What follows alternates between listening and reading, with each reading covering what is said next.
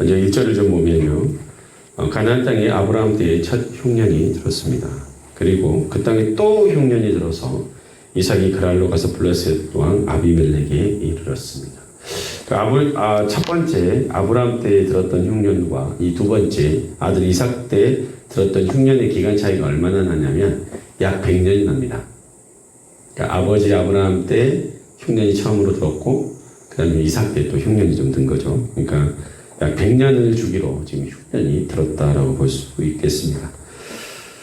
그래서 이삭이 흉년이 들었기 때문에 그랄로 가서 블레셋 왕 아비멜렉에 있는 땅까지 이르렀습니다. 그 당시에 가나안 사람들은 흉년이 들면 애굽으로 내려갔었습니다. 아버지 아브라함도 애굽으로 내려갔죠. 왜냐하면 애굽이라는 이집트는 나일강이 있었기 때문에 흉년이 들어도 그것들 버틸 수 있을 만한 것들이 있었습니다. 그래서 이삭이 지금 그랄의 블레셋 왕 아비멜렉에게로 갔다라고 나오는데 바로 그랄 땅이 가나안 땅의 가장 남부 지역이에요. 그래서 이 그랄 땅을 넘어가면 애굽입니다. 그러니까 이제 경계선까지 내려갔다라고 보시면 될 것 같습니다. 그때 이삭이 그랄에 이르렀을 때 2절에 보니까 여호와께서 이삭에게 나타나서 말씀하십니다. 애굽으로 내려가지 말고 내가 네게 지시한 땅에 거주하라. 여러분, 지금 창세기 25장에서 아브라함이 죽었잖아요. 175세에 죽었습니다. 그리고 그 아들 이삭의 시대가 열렸어요. 지금 25장과 26장은 아브라함 첫 세대가 죽고 그 다음 세대, 다음 세대가 시작되는 장이 바로 26장입니다. 그런데 25장 11절에 보면 이렇게 나와요. 아브라함이 죽은 후에 하나님이 그의 아들 이삭에게 복을 주셨고 이삭은 브엘라 헤로이 근처에 거주하였더라. 그러니까 아버지 아브라함이 죽고 이삭에게 하나님의 복이 이제 이어져서 대를 이어서서 그에게 축복이 임했던 것입니다. 그런데요, 동일하게 지금 100년이 지난 후에 그 아들 이삭이 본격적으로 신앙의 축복의 대를 이어가는 그 첫 시작에 뭐가 생겼다는 거예요? 흉년, 기근이 생겨버렸어요. 근데 여러분, 이게 어떤 상황이냐면 아브라함이 처음에 본토지적 아비집을 떠나서 하나님이 지시한 가나안 땅에 입성하고 얼마 안 있어서 뭐가 들었냐면요, 그때도 흉년이 들었어요. 또 지금 뭐예요? 그 아들이 100년 후에 아들 이삭이 이제 하나님의 은혜와 축복의 믿음의 여정 시작하는 그 시간에 뭐예요? 첫 시작에 또 흉년이 들었다는 거예요. 굉장히 특이하지 않습니까? 이게 의미하는 바가 커요. 역사는 반복돼요. 역사는 반복되는데 아버지 때와 같이 자식 때에도 일어난 이 기근의 현상은요, 믿음의 여정이 시작하는 시점에서 동일하게 주어졌다는 거예요. 아버지에게도 주어졌고 또 그 믿음의 대를 이어가는 자녀에게도 주어졌다는 거예요. 이 하나님이 택하신 믿음의 사람들에게 동일하게 주어지는 이 기근의 문제, 흉년의 문제, 어려움의 문제는 도대체 누구로부터 어디로부터 온 걸까요? 왜 온 것일까요? 오늘 그것을 이삭에게 보기를 원합니다. 여러분, 모든 영적인 열매 또 하나님의 축복이 임하기까지는요, 그것을 방해하고 하지 못하게 만드는 세력들이 있고 또 그런 일들이 벌어집니다. 만약에요, 우리가 기도합시다 이러면요, 기도 못하게 해야 되는 상황이 주어져요. 참 신기해요. 평소에 새벽기도 잘 나오던 사람들도 잘 못 나오게 돼. 참 그게 이 영적인 세계의 원리들이에요. 그러니까 뭔가 진짜 하나님이 이제 영적인 은혜들이 주어지려고 할 때는 방해 세력들이 동일하게 역사해요. 하나님의 축복이 임할 때 기근이 생겨요. 흉년이 생겨요. 참 신기해요. 은혜의 말씀으로 은혜가 충만해지려고 하고 교회가 부흥하기 전에는 어떤 일이 벌어지면 고난이 임합니다. 기근이 생겨요. 흉년이 생겨요. 이게 참 신기해요. 이 영적인 원리예요. 성경에 그대로 나와 있어요. 아브라함 때도 그랬고 이삭 때도 그랬고 다 이어지는 거예요. 오늘날도 마찬가지인 것입니다.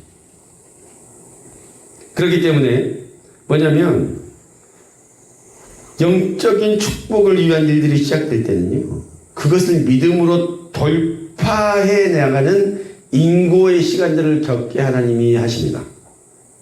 그래서 통과해야 돼요. 하나님의 축복이 임하기까지 그 믿음으로 이 모든 어려움을 이기고 넘어가는 시간들이 분명히 필요한 것입니다. 하나님 그 믿음을 보는 거예요. 그러니까 하나님의 축복의 땅, 하나님의 약속의 땅은요, 기근의 땅인 거예요. 그죠? 아브라함 때도 그렇고 지금 이삭 때도 그래요. 하나님의 축복의 땅, 하나님이 약속한 땅은 기근의 땅이에요. 그죠? 그리고 자기가 주인이 아닌 땅이에요. 그죠? 자기가 주인이 아니에요. 언제 쫓겨날지도 몰라. 그러죠? 그리고 가족들에게도 위험이 있는 땅이에요. 지금 그랄에서 거주하면 어떻게 돼요? 아내가 너무 예쁘니까 어때요? 언제 자기 아내를 뺏길지 모르는, 자기도 언제 죽을지 모르는 그런 상황이잖아요. 하나님의 약속의 땅은 꽃밭길이 아니라는 거예요. 가시밭길이라는 거예요. 그 시작은 하나님의 영적인 원리라는 거예요. 그런데요, 이삭은요, 이 기근의 상황에 가나안 땅에 거주할 수도 있고 거주 안 할 수도 있잖아요. 그렇지 않습니까? 그렇잖아요. 하나님의 약속이 너는 여기 머물러라 했지만 난 도저히 여기 못 살겠어요 라고 떠날 수도 있는 거죠. 그죠? 그건 뭐예요? 이삭의 선택이에요. 이삭이 이 기근의 상황에 내가 하나님의 말씀을 붙들고 그 자리에 남을 수도 있고 떠날 수도 있어요. 그러나 여호와께서 2절에 이삭에게 나타나서 말씀하시죠. 애굽으로 내려가지 말고 내가 내게 지시한 땅에 거주하라. 그죠?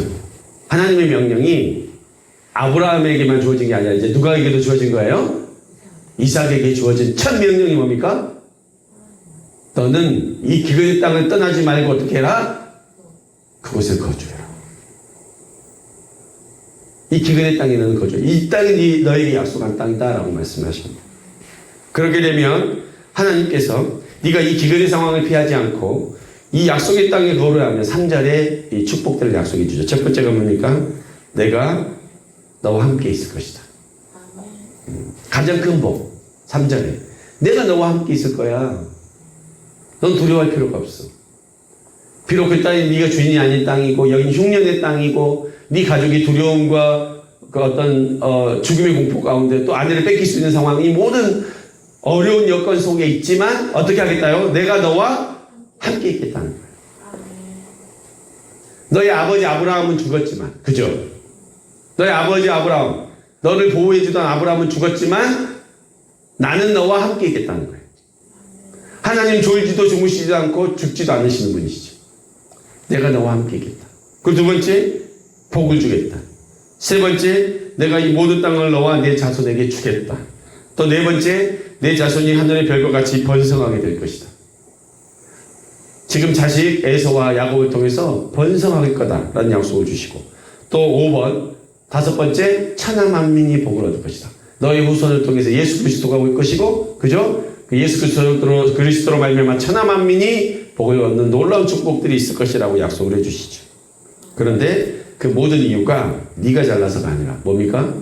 5절 한번 읽어보겠습니다. 5절 시작.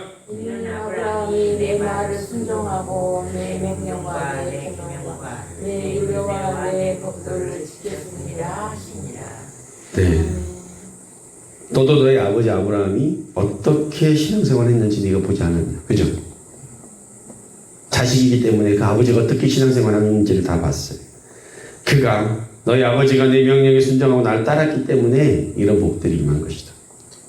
이삭은 아버지 아브라함이 이삭은요 아버지 아브라함이 하나님을 어떻게 믿고 순종했는지를 그의 눈으로 다 봤어요. 그리고 하나님이 그의 가족들을 어떻게 지켜주셨는지 그가 다 봤던 거예요. 부모의 뒷모습을 보고 자녀들은 잘하잖아요. 그런 것들을 다 봤던 거예요. 꼭 내가 경험하지 않더라도 부모가 겪었던 신앙들을 간접적으로 체험하면서 그는 아버지는 죽었더라도 하나님이 살아계셔서 그의 가족들을 지키셨고 아버지를 지키셨고 또 나를 지키실 것이라는 믿음이 그때 그에게도 생겨난 것입니다. 그래서 하나님은 당신을 믿고 찾는 자에게 천대까지도 복을 주시겠다는 그 약속을 해주셨다는 하나님을 그는 알고 있는 거예요. 그래서 여러분 우리는 뭐냐면 자식에게 돈을 물려주고 유산을 물려주는 것보다 더 중요한 게 뭡니까? 신앙을 물려줘야 돼요. 믿음을 물려줘야 돼요. 우리가 우리 자녀들을 위해서 끝까지 살아갈 수 없고 내가 물려준 물질이 그를 지켜줄 수 없어요. 결국 그들을 지켜준 건 뭡니까? 우리 하나님. 우리 하나님이 나의 자녀에게도 동일하게 함께 있어서 그를 지키고 보호해 주시는 것입니다. 그렇기 때문에 지금 아버지 때에 당한 어려움을 동일하게 아비멜렉, 아내를 뺏길 수 있는 상황에 대해서 어떻게 됐습니까? 하나님이 이삭과 그 아내 리브가를 지켜주셨잖아요. 아버지가 못 지켜줍니다. 누가 지켜줄 수 있는 거예요? 하나님이 지켜주시는 거죠. 그래서 우리는 신앙을 물려줘야 되는 거예요. 우리가 신앙의 본을 보이면서 살아야 되는 것입니다. 이거 뭐냐면 이삭이 6절하고 8절에 보면 그랄에 오래 거주했다고 해요. 그런데 그때 그랄 왕 아비멜렉이 이삭의 아내 리브가를 껴안는 걸 봤어요. 근데 단순히 껴안는 게 아니었나 봐요. 아내이지 않으면 안 되는 행동을 했나 봐요. 그거를 창을 통해서 봤답니다. 그걸 보게 한 사람이 누굴까요? 하나님이에요. 그리고 그의 마지막에 11절에 아비멜렉이 이렇게 해서 공포해버리잖아요. 전체. 아비멜렉이 이에 모든 백성에게 명하여 이르되 이 사람이나 그의 아내를 범하는 자는 죽이리라. 얘들 건들면 어떻게 해요? 죽어. 이 말은 누구의 말이에요? 아비멜렉이 아니라 결국은 하나님의 말이에요. 나에게 순종하고 나의 약속과 계명을 지키는 그를 건들면 어떻게 하겠다? 죽이겠다. 하나님 이런 보호하시겠다. 나와 내 후손에게 이런 보호하심을 주시겠다는 거예요. 그걸 나중에도 나오지만 하나님 앞에 이 기근의 땅에 순종했을 때 놀라운 축복들이 임합니다. 이제 내일부터 다음 주겠죠? 다음 주부터 또 이런 복들이 나오지만 하나님 앞에 이 순종한 사람에게 또 그 믿음의 대를 이어가는 사람들에게 하나님은 놀라운 복들을 주십니다. 사실요 여러분 고난은 사단이 주는 것 같지만 그 뒤에 모든 생사 화복을 주관하시는 분이 누구라는 거예요? 하나님이라는 거예요. 하나님이 주시는 거예요. 그리고 우리의 믿음을 시험해 보시는 거예요. 눈에 보이는 흉년이 아니라 그 뒤에 계신 하나님을 볼 수 있는 영적인 눈이 우리 가운데 있어야 하는 것입니다. 기근이라는 통로를 통해서 순종의 제사를 받기 원하시는 거예요. 그래서 하나님이 순종이 제사보다 낫다라고 성경에 기록되어 있는 것입니다. 내 뜻대로 되지 않는 상황들, 어려움들, 삶의 기근과 같은 현상들이 벌어질 때 그것을 원망만 하고 피하는 것이 아니라 그것이 내 죄 때문이 아니라 하나님의 역사하심과 영적인 축복 때문에 이루어지는 것이라면 그 고난을 인내해야 되는 거예요. 받아들여야 되는 거예요. 그것을 통과해야 되는 것이에요. 그때 하나님의 놀라운 축복과 은혜들이 있을 줄 믿습니다. 고난의 옷으로 입고 찾아온 축복의 시간입니다. 이 영적인 눈을 열어서 하나님이 주시는 모든 연단과 시험을 이기고 하나님의 축복의 손에 붙들리는 저와 여러분 또 우리의 후손들이 되기를 예수님의 이름으로 축원합니다. 기도하시겠습니다.